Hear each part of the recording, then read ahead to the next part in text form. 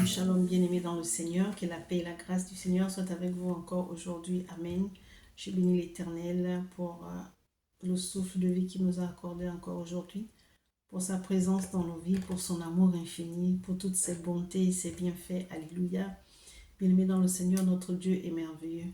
Ne tarissons pas d'éloges pour lui, car il fait de grandes choses et des choses merveilleuses dans nos vies. Amen. Aujourd'hui, le Seigneur va nous parler encore au travers de sa parole. Alléluia. Vous savez, dans la Bible, il y a eu beaucoup d'aveugles. Ils sont aveugles, mais ils n'ont pas été guéris de la même manière. Alléluia. Jésus les a guéris de manière différente. Vous voyez, lorsqu'on va aussi à l'église, on demande à prier. On demande au serviteur ou au servant de Dieu de prier pour nous. Et il y a des moments où l'homme de Dieu dit que Dieu te bénisse. Tu as demandé à l'homme de Dieu de prier pour toi, n'est-ce pas? Il t'a dit que Dieu te bénisse. Tu vas dire, mais ça c'est quoi? Je lui ai dit de prier pour moi. Il me dit que Dieu me bénisse. Ben, si c'est ce que Dieu lui a dit de te dire, est-ce que ça voudrait dire que il n'a pas prié? On te dit que Dieu te bénisse. C'est pas beaucoup. C'est grand. Il aurait pu aussi fermer sa bouche. Ou bien il peut utiliser, homme de Dieu, servant de Dieu, prie pour moi. Il peut juste te taper à l'épaule. Là, tu vas dire, mais qu'est-ce qu'il a fait là? J'ai dit de prier pour moi. Il te dit, va en paix, tu n'es pas content. Tu veux seulement qu'on t'impose les mains. Parce qu'on a imposé les mains à l'autre, tu veux aussi qu'on t'impose les mains. Parce qu'on a jeûné pour l'autre, tu veux aussi qu'on jeûne pour toi. Il y a des moments où on n'a pas besoin de faire de longues prières. Il y a des moments où on te regarde et puis on te dit, va en paix. Mais non, toi, il faut qu'on prie pour toi. Il faut qu'on t'impose les mains. Il faut qu'on jeûne pour toi. Il faut qu'on fasse des veillées de prière pour toi. Pourquoi? Alléluia. Est-ce que ça veut dire parce qu'on t'a dit va en paix que c'est un faux homme de Dieu? Ou bien qu'il ne sait rien faire? C'est ce qu'il a reçu, te dire. Et donc il t'a dit ça. Amen. Nous allons aller à la lumière de la parole de Dieu. J'ai pris 4 exemples de la manière dont Jésus a opéré avec ces différents aveugles. Je lis la parole de Dieu dans le livre de Marc, chapitre 10, à partir du verset 46. La parole de Dieu dit ceci. Ils arrivèrent à Jéricho, et lorsque Jésus en sortit avec ses disciples et une assez grande foule, le fils de Timée, Bartimée, mendiant aveugle, était assis au bord du chemin. Il entendit que c'était Jésus de Nazareth et il se mit à crier.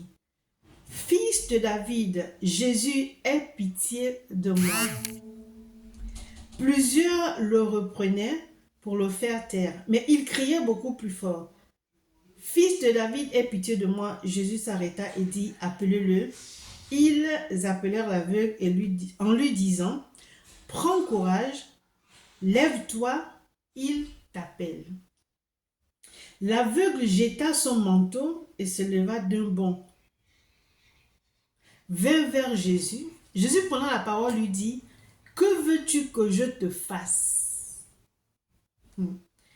Rabouni, lui répondit l'aveugle, « Que je recouvre la vue. » Et Jésus lui dit, « Va, ta foi t'a sauvé. » La parole de Dieu nous dit au verset 53, « Aussitôt il recouvra la vue et suivit Jésus dans le chemin. » Qu'est-ce que Jésus lui a dit? Il lui a dit, « Va, ta foi t'a sauvé. » Alléluia. La parole de Dieu dit que aussitôt il recouvra la vue et suivit Jésus dans le chemin. Il avait une foi tellement forte qu'il s'est dit que je crie à Jésus, il passe par là. Il va me guérir. Jésus a vu sa foi. Qu'est-ce qu'il lui a dit? Ben, ta foi t'a guéri. Qu'est-ce que Jésus pouvait faire d'autre? Est-ce que Jésus lui a imposé les mains? Est-ce que Jésus a fait une longue prière? Non. La parole de Dieu dit que Jésus a dit, ta foi t'a sauvé. Amen. Nous allons prendre une autre portion d'écriture dans le livre de Marc, chapitre 8. Alléluia. À partir du verset 22, la parole de Dieu dit ceci. Ils se rendirent à Bethsaïda Et on amena vers Jésus un aveugle qu'on le pria de toucher. Il prit l'aveugle par la main, le conduisit hors du village, puis il lui mit de la salive sur les yeux. Lui imposa les mains et lui demanda s'il voyait quelque chose. Il regardait et dit, j'aperçois des hommes, mais j'en vois comme des arbres et qui marchent. Jésus lui mit de nouveau les mains sur les yeux, et quand l'aveugle regarda fixement, il fut guéri et vit tout distinctement. Alors Jésus le renvoya dans sa maison en disant, n'entre pas au village. Donc, n'entre pas au village. D'abord, qu'est-ce que Jésus a fait avec cet aveugle? Il lui mit de la salive sur les yeux et lui imposa les mains. C'était un aveugle. Le premier, Jésus a dit, ta foi t'a sauvé. Et là, il lui a mis la salive, bien aimé dans le Seigneur, sur les yeux et lui imposa les mains. La première fois, il a dit qu'il ne voyait pas très bien. La deuxième fois, quand Jésus lui a encore mis de nouveau les mains sur les yeux, il voyait distinctement. Et la parole de Dieu nous dit qu'il fut guéri et vit tout distinctement. Alors Jésus le renvoya dans sa maison en disant, n'entre pas au village. En fait, dans ce village-là, c'est là où était enterrée sa vue. Alléluia. Et donc Jésus lui a dit, tu es guéri. Ne retourne plus dans ce village-là. Amen. Donc, étant dans ce village, il ne voyait rien, ne pouvait pas avancer, ne pouvait rien faire. Maintenant qu'il a reçu la guérison, Jésus lui dit, ne repars pas là-bas. Mais sa guérison a été manifestée comment? Qu'est-ce que Jésus a fait pour qu'il soit guéri? Jésus a mis la salive sur les yeux et lui a imposé les mains. Alléluia. Donc c'est encore une autre manière que Jésus a utilisée pour que cet aveugle recouvre la vue. Amen. Nous allons voir un autre verset dans Matthieu 20, versets 29 à 34. Voici ce que la parole de Dieu dit. Lorsqu'ils sortirent de Jéricho, une grande foule suivit Jésus.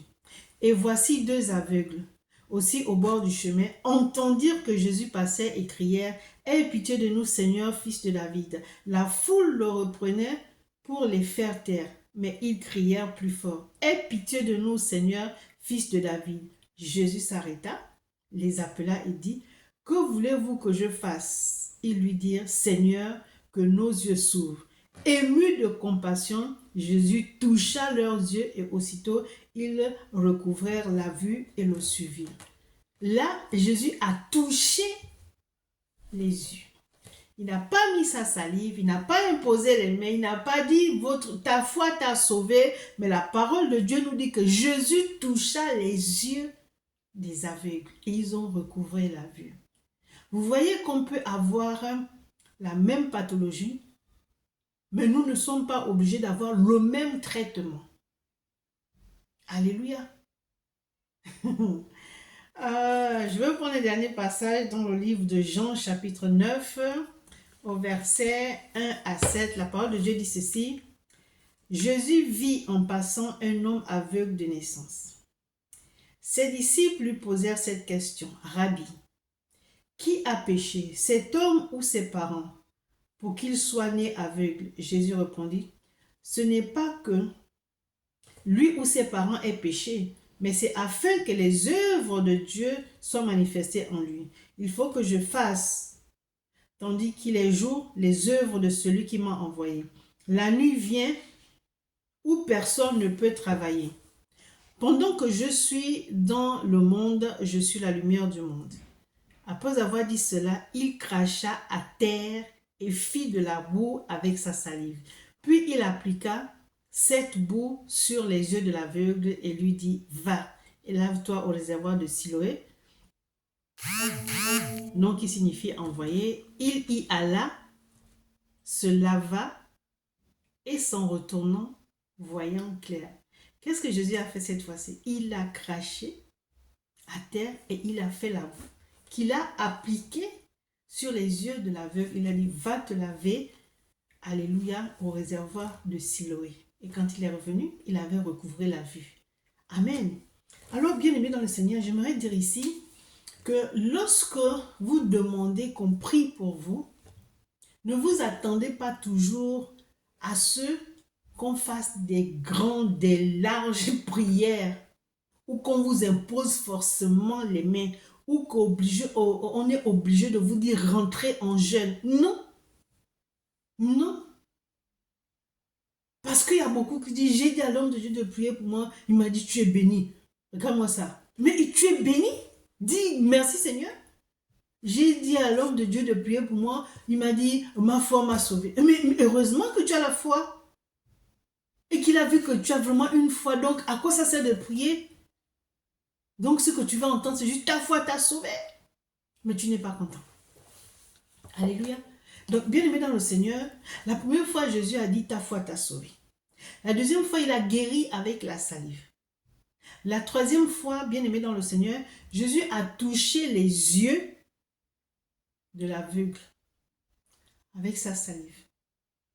La quatrième fois, il a craché à terre et il a fait la boue pour appliquer sur les yeux de l'aveugle. Amen. Imaginez-vous qu'il y a 4-5 aveugles à l'église. Et puis que l'homme de Dieu opère de cette manière. Qu'est-ce qu'on va dire? Mais pourquoi il a fait ça? Mais pourquoi il a... Mais pourquoi... Mais qu'est-ce que... Est-ce que vous avez avec les pourquoi, les comment? Tu es guéri. Amen, gloire à Dieu. Quelle que soit la manière dont ça a été fait. Tu dis Amen, gloire à Dieu. Si l'homme de Dieu t'a juste touché les yeux, tu guéris. Tu as besoin de savoir quoi encore? Qu'est-ce que tu voulais? C'était de recouvrer la vue, n'est-ce pas? Eh bien, tu as recouvré la vue. Mais là, s'il a mis la salive à l'autre là-bas, mais ça, c'est comme ça que Dieu a voulu mettre la salive. Amen. Donc, bien aimé dans le Seigneur, arrêtons de parler inutilement, arrêtons de murmurer, arrêtons de créer des polémiques là où il n'y en a pas. Là où il n'y en a pas. Il y a des femmes, par exemple, qui sont stériles, qui vont demander qu'on prie pour elles. Il y a certaines à qui on va imposer les mains sur le ventre et puis Dieu opère la guérison, Dieu opère un miracle. Il y a certaines à qui on va dire pendant tant de jours, prends de l'eau et tu bois. Il y a d'autres qu'on va dire prends l'huile d'onction et tu frottes sur ton ventre. Voilà, on n'est pas obligé de passer tous par la même façon de guérir, la même façon d'opérer. Non. Alléluia. Donc, bien-aimés dans le Seigneur, arrêtons de dire n'importe quoi sur la manière dont on opère pour les guérisons, pour les délivrances. Alléluia. Jésus lui-même a guéri des différents aveugles de différentes manières. La finalité, c'était quoi? C'est qu'ils ont recouvré la vue. Amen. Voilà, c'était ce que je voulais partager avec vous. Soyez grandement bénis et à très bientôt. Amen.